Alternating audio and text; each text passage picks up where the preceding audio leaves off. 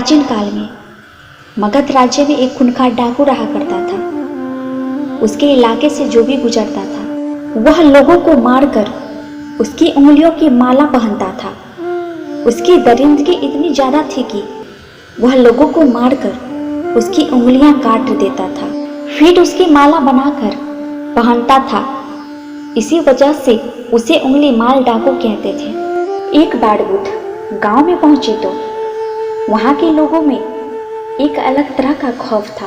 जब बुद्ध ने उनसे डरने की बात पूछी तो उन्होंने कहा कि हमारे पास के जंगल में उंगली माल नाम का एक खूंखार डाकू रहता है। वह लोगों को बहुत बेरहमी से मार डालता है। यहाँ और आसपास के गांवों के कितने ही लोगों को वह मार चुका है।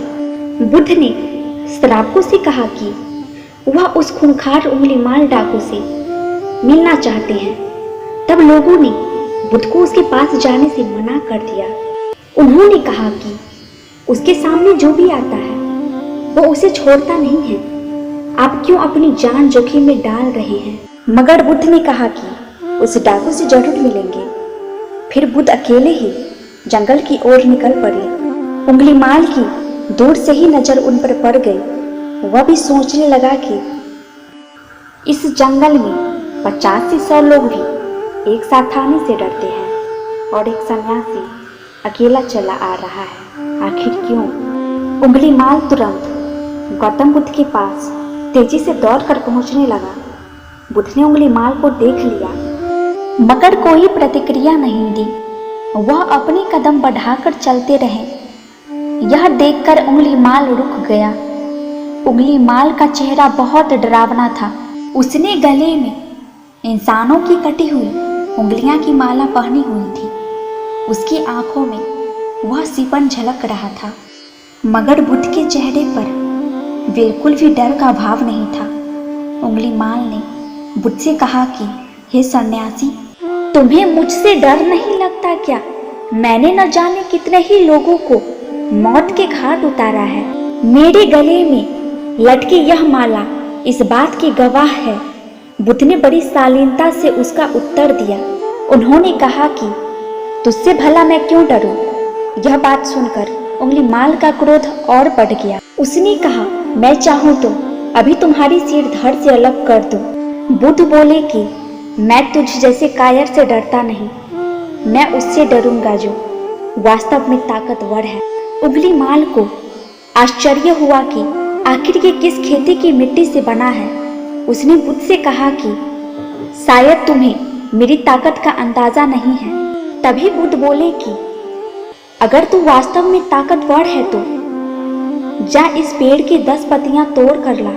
उंगली माल की हंसी फूट पड़ी। वह राक्षसों की तरह जोर जोर से हंसने लगा और बोला, बस सिर्फ 10 पत्तियां? अरे पत्तियां तो क्या, मैं पूरा पेड़ उखाड़ कर ले आता हूँ। बुद्ध ने कहा, 10 पत्तियां तोड़ कर लाओ। उंगली माल तुरंत पेड़ के पास पहुंचा और 10 पत्तियां तोड़कर वापस बुद्ध के सामने आ गया। उसके चेहरे पर हंसी अभी खिल रही थी। अब बुद्ध ने बोला कि जाओ इन पत्तियों को जहां से तोड़े हो वहां वापस जोड़ दो। उंगली माल की हंसी अचानक गायब हो गई। उसने कहा, ये कैसे हो सकता है? एक बार टूटने के बाद पत्तियां वापस कैसे पेड़ से जुड़ सकती है? फिर बुद्ध ने उंगली माल से कहा कि उस चीज को तोड़कर कोई ताकतवर नहीं होता जिसे वापस न जोड़ा जा सके।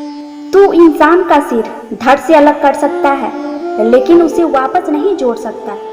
असली ताकत तो उसमें होती है जो टूटे हुए को वापस जोड़ दे। उंगली माल के चेहरे के तोते उड़ चुके थे। बुद्ध की बातें सुनकर वह चुप हो गया था। उसके पास बुद्ध के कथन का कोई जवाब नहीं था।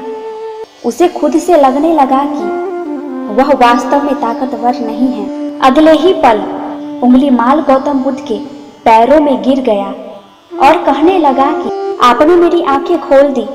उंगली माल ने बुद्ध से आग्रह करने लगा कि प्रभु, मुझे आप अपनी शरण में ले लीजिए।